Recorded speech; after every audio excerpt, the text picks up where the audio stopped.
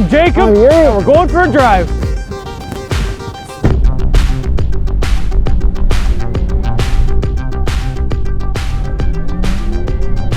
'20 Porsche Taycan Turbo S with launch control. Very quiet.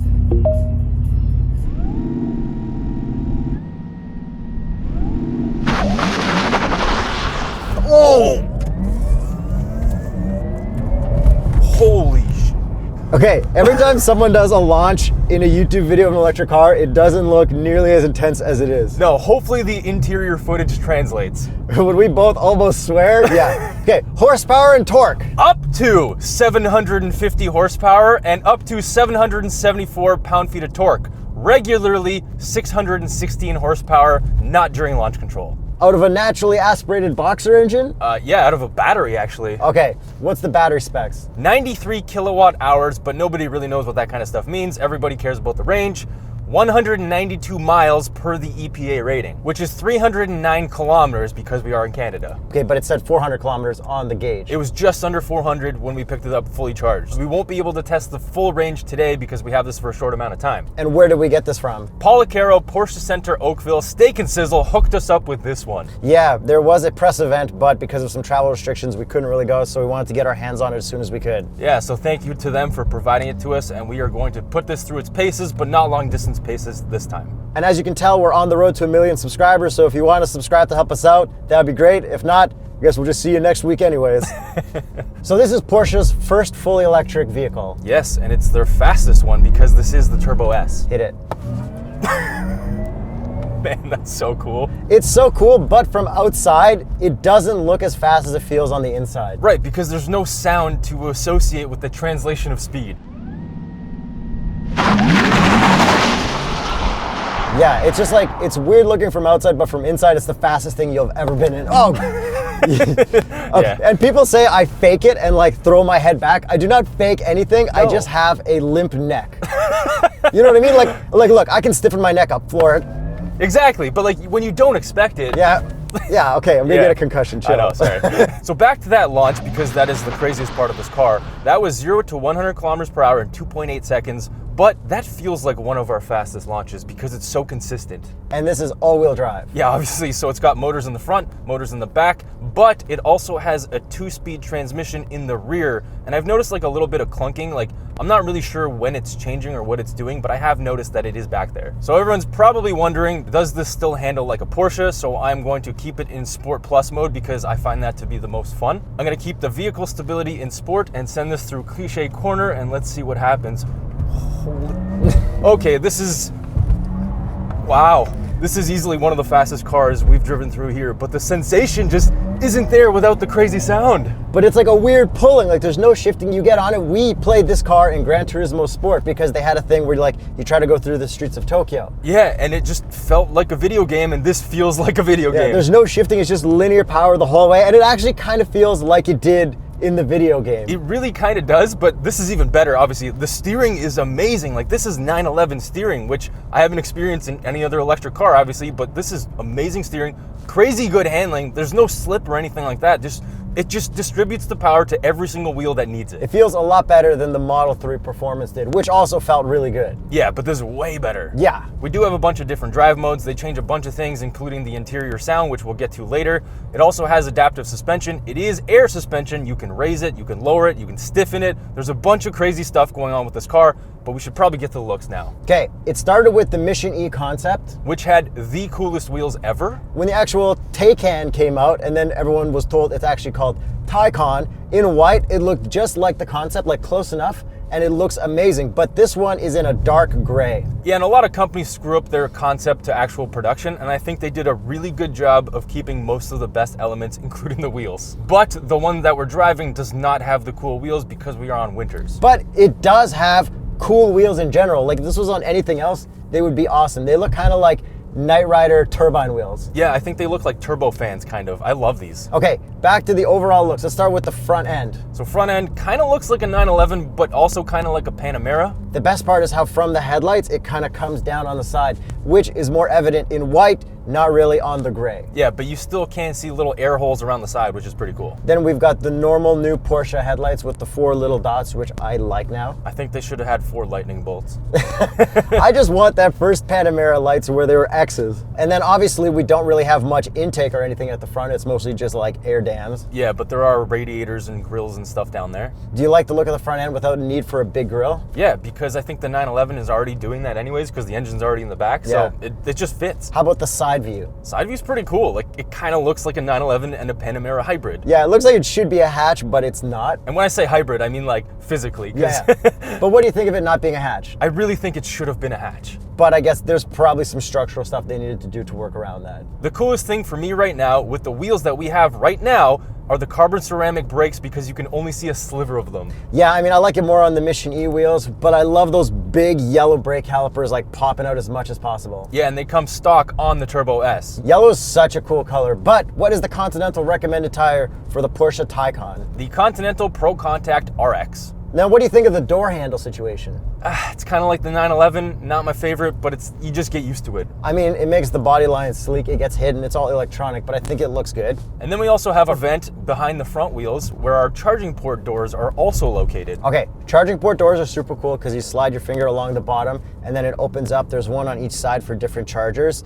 But that vent behind the front wheel and the fender, like, that makes you know it's a Taycan. Yeah, it makes you know that it's something different and something high performance. I guess also knowing it's high performance, you look down the body line and you got those huge fenders at the back. Yeah, the wide hips, I love it. And then probably the coolest part of the looks of the Taycan, the rear end. It's just big, beefy. We've got that crazy big LED light bar across the whole back. Yeah, the line across the back is like the best. I love that about newer Porsches. It just makes them look so wide. Then we also have a spoiler that goes up sometimes. Yeah, so this has active aero, so there's 3 positions for that spoiler. But basically the first spoiler is the only one that you can legally deploy pretty much anywhere in North America. The next 2 positions are basically illegal on any road in North America. And the only way you can pop it up manually is for cleaning mode, and you can't even pop it up that high. And then we don't really have a traditional diffuser. It's just kind of like this big flat piece, which I'm sure helps with underbody aero. I don't really know how it all works. I would love to find out one day. Hopefully I will. But it all looks cool back there. What do you think of the exhaust tips? Good one. Good one. I will tell you what I think of all the carbon fiber around it because there is some back there. I love it. It's on the front, it's on the side, perfect. But in gray, it kind of blends into everything. Personally, I know I keep bringing up the gray, but I feel like the black windows are part of the design when you look at the white concept vehicle and the white vehicles. So like, you really shouldn't get this in a dark color. Yeah, I really think white with the white Mission E style wheels is the only spec that anyone should get. Yeah, no, 100%. Or I think green, you made a green one in Gran Turismo. Yeah, green was pretty cool because I also made the barrels green too. Yeah, it's gotta be bright though. And also back there, we have the Porsche badge, which is 3D, but Porsche's doing that in every car, but this one's a little bit different. Electric circuits through the background. That's really cool when I first noticed that. You know, like the word Carrera was written in that like weird, almost Comic Sans kind of font? This is like that, but more electric-y, like more harder lines and jaggedy. Should we talk about this Turbo S name? I mean, I get it. Turbo S is the fastest Porsche, so why wouldn't you call this a Turbo S? This was an opportunity to change that, and I think they should have changed it. Made it like, I don't know, Electric S or like Lightning S. Lightning S would have been cool. Nah, Turbo. Lightning E. Turbo S is a cool name, and I stand by it. Lightning Plus.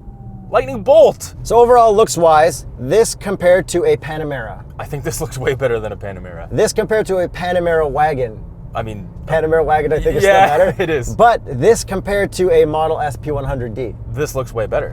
This does look better, but the fact that we're comparing the looks of this to a 2012 built car, they did a really good job. They did a really good job, and I think this is a good like fight towards Tesla. And I think this is a smaller shape overall. Like, you can't fit 7 people in here with the optional seats on the Tesla, so this is a smaller car. And with that, that brings us back to handling because it really throws its weight around. This is a heavy car at the end of the day because it is electric. There are a bunch of batteries, but it feels a lot lighter than it is. All right, so enough of that. As much as I want to keep sending it, I'm going to send you into the driver's seat.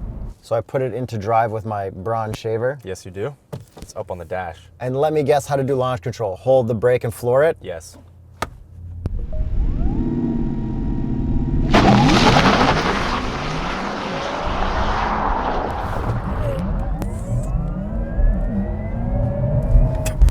Oh my goodness. This is the best. You know what's also the best? Nobody's staring at you because it's dead quiet. Yeah, like, there's like no attention to you at all. This is opposite of Huracan. Especially in this color. Yes. No one will know. This is basically a goon spec vehicle. Like, if you just want to drive fast all the time, nobody's gonna really look at you or know how fast you're going. FYI. So before I get into all the fun stuff in the interior and all the gadgets, a little boot through Cliche Corner. Sport Plus with the audio going. Wow. Oh my God.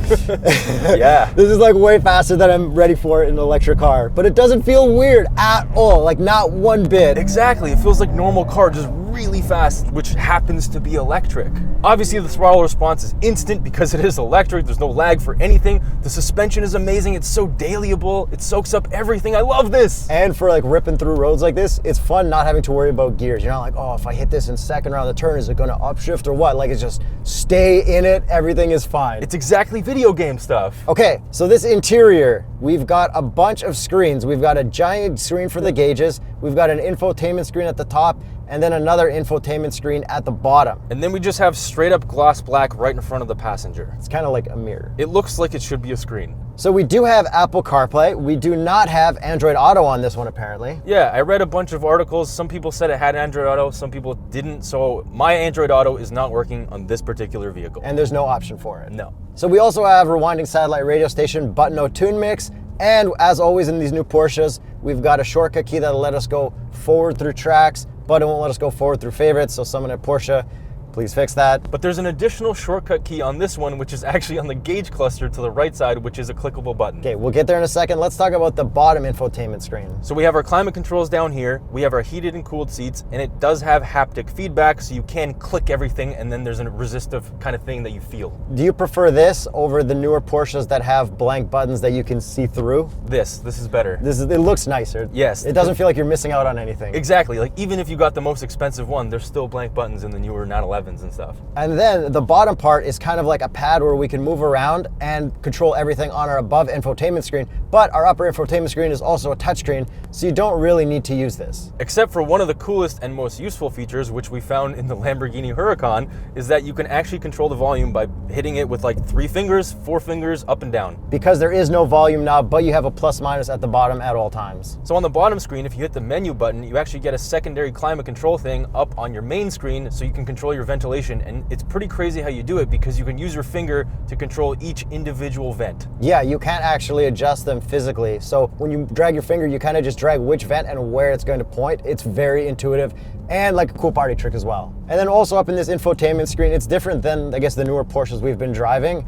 I think it's better. Yeah, so do I. We also have some charging stuff in there as well. Not too much. And I think more of the settings you can actually adjust while driving, which is nice too. But we don't have a head-up display to adjust in this model. Yeah, and I don't really think you need one. And then we've also got a really cool reverse and 360 camera. It's super high resolution, and we can click around the cameras and slide it around like we can in Audis and BMWs. And it's super high quality, which is what we expect in a car like this. But it kind of sucks that it's not the exact car that we're driving right now. Well, the spec is really nice on the one in the screen. I know, but you know. Let's get into the gauge cluster. So it is a curved screen, and then on the right side, we do have 4 clickable buttons. And on the left side, we've got 4 more clickable buttons, but the ones on the left are for your lights. And on the right, we have traction control, suspension, air suspension, and then that favorite button that I mentioned. The second favorite button. So the way the gauge cluster is set up right now, we've got our 3 pods. We've got our speed in the middle, no tack, which is kind of weird in a Porsche, but I guess that's part of being an electric car. Yeah, there's no tax on electric cars. Then on the left, we can customize that bubble, and on the right, we can customize that bubble with the buttons on our steering wheel. But then we can also customize the whole screen to be like a full map or reduced mode, which is my favorite. Reduced mode is really cool, but I do like power meter because then you can see your regen, you can see your braking, you can see your drive modes. So we do have 5 drive modes: range, normal, sport, sport plus, and individual. And each drive mode has its own set of options, which you can change in the infotainment on the right. But then the second you turn off from it and come back, it resets it. So can you give me 2 rips, 1 in sport and 1 in sport plus, just so we can hear the interior audio? Sport. Sport Plus. Yeah, so you definitely notice a difference. You get a lot of cool like laser noises. Let me see if it'll stay in it. No, it's really hard to like toggle the audio levels. And I really like the choice of sound that they did with this. It's definitely future. Yeah, just like the Jag E-Type. Yeah, this is like a really good future sound. E-Type. I-Pace? Electric pace. Just like the Jag I-Pace. And the steering wheel has a drive mode button at the bottom right, like all Porsches, so it is cool that way. Yeah, and the wheel itself is very similar to the new 911, which is kind of like the new GT style wheel. Yeah, except for that the GT cars don't have any buttons besides the drive mode. So with all that out of the way, not priced yet, visors. Let's see if this passes. 3, 2, 1. No chance. No. All right, how about a cup? I've got a medium today. Yeah, that's a full pass in both. So we've got 2 cup holders right up here, which kind of get in the way of like controlling all the bottom screens and stuff. It's not the end of the world, but at least we got cup holders. You know how much I like cup holders, right? Yep. And these seats up here are super comfortable. They're well bolstered. I love these seats. And rear seat room at 6'1.5", me behind myself is amazing. Yeah. I actually fit. There's so much room, and this is the 4-seater version, not a 5-seater version. And we have a massive moonroof, which I think helps me with my headroom. Yeah, and I guess because of that massive moonroof, that might be part of the reason why we don't get a hatchback. Probably. And looking out the back window, there's pretty much no visibility, no, but there's enough to get by. And then if we talk about highway lane keep and driving assist, it's actually really good. It keeps you in your lane, no problems at all. One of the better ones. And it does have adaptive cruise, obviously, as well. And obviously, since this is an electric car, you do have a frunk.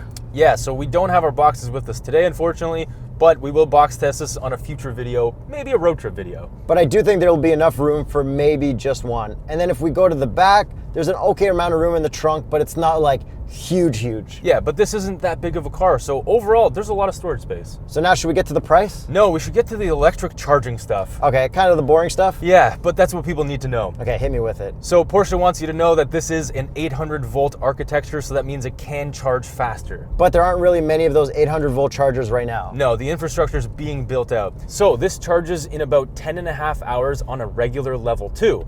Level 3, up to 270 kilowatts, takes about 22.5 minutes for 5 to 80%. So these are the chargers that will be at Porsche dealerships and then Electrify Canada and Electrify America. So what you're saying is if you go to the right charger, in 22 minutes, you can get to 80%. Yes, that's right, which is pretty good. That's all that really matters. Yeah, but for now, level 3 at 50 kilowatts, which is most of the stations, takes about 1.5 hours for 5 to 80%, which is a lot of time for level 3. Yeah, but everything's gonna get there. Like obviously the infrastructure isn't as good as Tesla's right now. Like that's the main thing you complain about in every electric car. Exactly. Tesla solved that infrastructure problem. Porsche has not yet, but they are starting to. Okay, so let's get into the price. Yes. Hit me with it. It starts at $213,900. Canadian. And this one is sitting at $253,508. Not gonna lie, that's a lot of money. It is a lot of money. That's 911 Turbo S money. I feel like whoever's spending that money on a first-year electric car from a company that hasn't made one before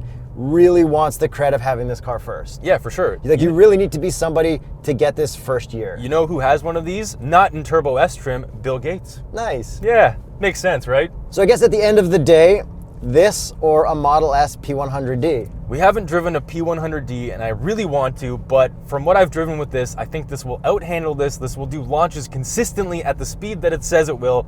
I really like this. But this won't go as far because this doesn't go as far as the Teslas do. In theory, on paper, however, the range that it's saying on the gauge cluster is very good, so we will have to test that. And then the infrastructure at the moment is better on Teslas. Yeah, so while this can charge at a faster rate, Teslas charge at a faster rate at more stations. Then this is a ton more expensive than the fastest Model S. Yeah. The fact that like that's all competing is like a lot of fun, and I really look forward to driving both of them. But Tesla's not its only competitor. This actually competes with non-electric cars like supercars essentially, because 2.8 seconds to 0 to 100. So this has a lot of actual gas competitors as well. Yeah, but I guess like the main thing is like, are you going with the electric trend or are you going with the old school gas trend? So let us know what trend you guys are on: Tesla Model S, Porsche Taycan, or gas supercars. Like the AMG GT63. Yeah, or the Huracan and stuff like that. Maybe click this playlist with those cars right here. Right here. Let us know in the comments, but be sure to click this. Thanks, guys.